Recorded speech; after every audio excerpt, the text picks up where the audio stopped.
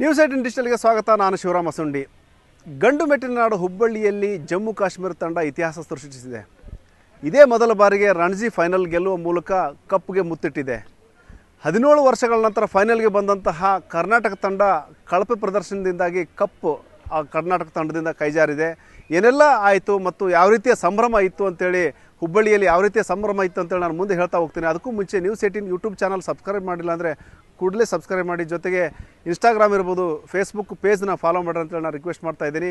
ಈಗೇನು ಹುಬ್ಬಳ್ಳಿಯಲ್ಲಿ ಮೊದಲ ಬಾರಿಗೆ ರಣಜಿ ಫೈನಲ್ನ ಪಂದ್ಯ ಆಯೋಜನೆ ಮಾಡಲಾಗಿತ್ತು. ಈ ಹಿಂದೆ ಏನು ಇಂಡಿಯಾ ಬಿ ಟೀಮ್ ಇರ್ಬೋದು, ನ್ಯೂಜಿಲೆಂಡ್ ಬಿ ಟೀಮ್ ಇರ್ಬೋದು, ಈ ರೀತಿಯ ಒಂದು ಇಂಟರ್ನ್ಯಾಷನಲ್ ಬಿ ಟೀಮ್ಗಳ ಒಂದು ಪಂದ್ಯಗಳನ್ನ ಇಲ್ಲಿ ಆಯೋಜನೆ ಮಾಡಲಾಗಿತ್ತು ಮತ್ತು ರಣಜಿ ಏನು ಲೀಗ್ ಪಂದ್ಯಗಳನ್ನ ಆಯೋಜನೆ ಮಾಡಲಾಗಿತ್ತು. ಇದೇ ಮೊದಲ ಬಾರಿಗೆ ಫೈನಲ್ ಪಂದ್ಯ ಆಯೋಜನೆಗೆ BCCI ಅವಕಾಶ ಮಾಡಿಕೊಟ್ಟಿತ್ತು.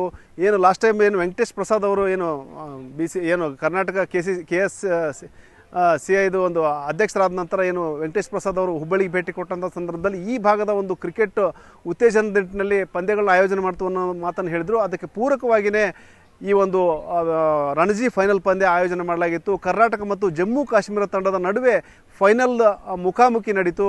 ಈ ಒಂದು 5 ದಿನಗಳ ಒಂದು ಏನು ಫೆಬ್ರವರಿ 24ರಿಂದ 28ರವರೆಗೂ ಏನು ಪಂದ್ಯ ನಡೆಯಿತು. ಈ 5 ದಿನಗಳ ಕಾಲ ಒಂದು ರೀತಿಯಲ್ಲಿ ಜಮ್ಮು ಕಾಶ್ಮೀರ ತಂಡದ ಆಟಗಾರರ ಪ್ರಾಬಲ್ಯನೇ ನಾವು ಪ್ರಮುಖವಾಗಿ ಕಾಣಿಸ್ತಂತ ಹೇಳ್ಬೋದು.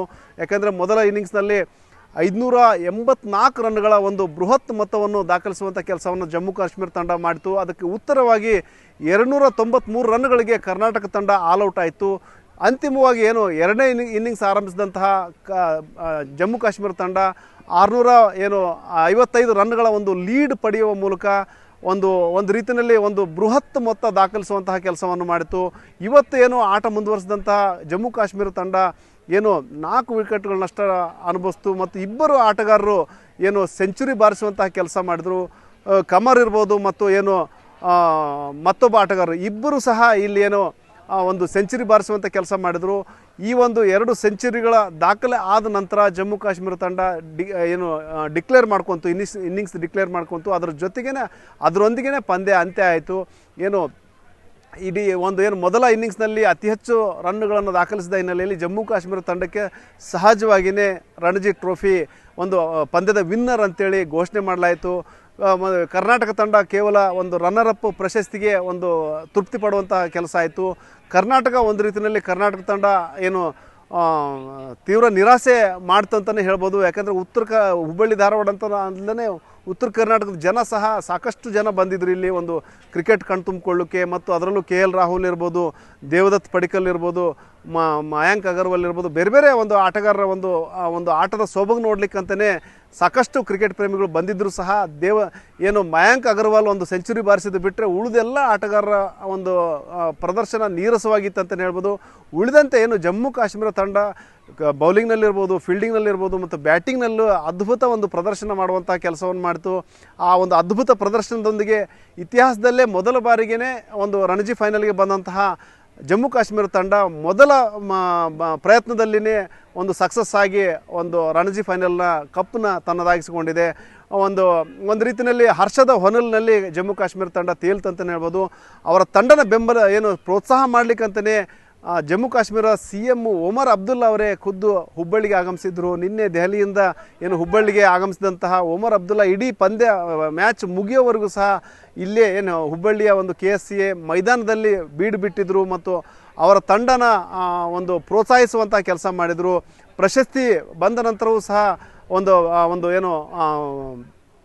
ಜಮ್ಮು ಕಾಶ್ಮೀರ ತಂಡನ ಬೆನ್ನು ತಟ್ಟುವಂತಹ ಕೆಲಸ ಮಾಡಿದರು. ಜೊತೆಗೆ ಹುಬ್ಬಳ್ಳಿಯ ಪಿಚ್ನ ನೋಡಿ ಖುಷಿಪಟ್ಟರು. ಯಾಕಂದರೆ ಇದು ಇಡೀ ಒಂದು ಪಿಚ್ ಏನಿತ್ತು ಒಂದು ಪಾಕಿಸ್ತಾನ ಬ್ಯಾಟ್ಸ್ಮನ್ಗಳಿಗೆ ಒಂದು ಸ್ವರ್ಗವಾಗಿ ಮಾರ್ಪಟ್ಟಿತ್ತು. ಹಾಗಾಗಿ ಪಿಚ್ನ ನೋಡೋದ್ರ ಜೊತೆಗೆ ನಂತರ ಜಮ್ಮು ಕಾಶ್ಮೀರದಿಂದ ಬಂದಂತಹ ಕ್ರಿಕೆಟ್ ಅಭಿಮಾನಿಗಳನ್ನು ಸಹ ಮಾತಾಡಿಸುವಂಥ ಕೆಲಸ ಮಾಡಿದರು. ಅವರಿಗೆ ಧನ್ಯವಾದ ತಿಳಿಸುವಂಥ ಕೆಲಸವನ್ನು ಒಮರ್ ಅಬ್ದುಲ್ಲಾ ಮಾಡಿದರು.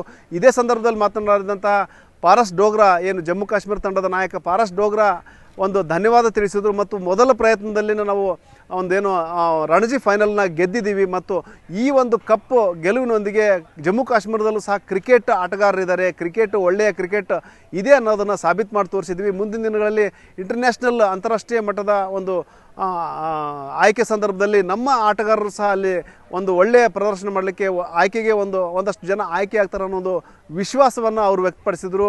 ಒಂದು ರೀತಿ ಮತ್ತು ಹುಬ್ಬಳ್ಳಿಯ ಒಂದು ಪಿಚ್ ನಮಗೆ ಭಾಳ ಖುಷಿ ಕೊಡ್ತು ಮತ್ತು ಭಾಳ ಸಾಥ್ ಕೊಡ್ತು ಅನ್ನೋ ಒಂದು ಮಾತನ್ನು ಹೇಳಿದರು. ಮತ್ತು ಇದೇ ವೇಳೆ ಮಾತನಾಡಿದಂಥ BCCI ಅಧ್ಯಕ್ಷರು ಸಹ ಏನು ಮೊದಲನೇ ಬಾರಿಗೆ ಇಲ್ಲಿ ಹುಬ್ಬಳ್ಳಿಯಲ್ಲಿ ಮ್ಯಾಚ್ ನಡೆದಿದೆ, ಏನು KSCA ಒಂದು ನಿರ್ಧಾರದಿಂದಾಗಿ ಇಲ್ಲಿ ಮ್ಯಾಚ್ ನಡೆಸಲಿಕ್ಕೆ ಅವಕಾಶ ಆಯಿತು ಮತ್ತು ಮುಂದಿನ ದಿನಗಳಲ್ಲಿ ಅವರು ಯಾವ ರೀತಿ ನಿರ್ಧಾರ ತೆಗೆದುಕೊಳ್ತಾರೋ ಅದ್ರ ಮೇಲೆ ಡಿಪೆಂಡ್ ಆಗುತ್ತೆ ಇಲ್ಲಿ ಪಂದ್ಯಗಳು ನಡೆಯೋದು. ಆದರೆ ಇಲ್ಲಿನ ಪಿಚ್ಚು ಒಳ್ಳೆಯ ಒಂದು ಚೆನ್ನಾಗಿತ್ತು ಮತ್ತು ಒಳ್ಳೆಯ ಆಟ ಆಡಲಿಕ್ಕೆ ಒಂದು ಪಿಚ್ಚು ಭಾಳಷ್ಟು ಸಹಕಾರಿ ಆಯಿತು ಅನ್ನೋ ಒಂದು ಮಾತನ್ನು ಹೇಳಿದರೆ.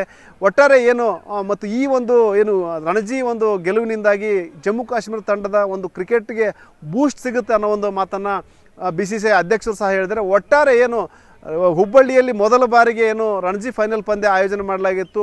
ಮೊದಲ ಪ್ರಯತ್ನದಲ್ಲಿಯೇ ಜಮ್ಮು ಕಾಶ್ಮೀರ ತಂಡ ಗೆಲುವು ಸಾಧಿಸಿದೆ, ಆ ಮೂಲಕ ದಾಖಲೆ ನಿರ್ಮಿಸಿದೆ.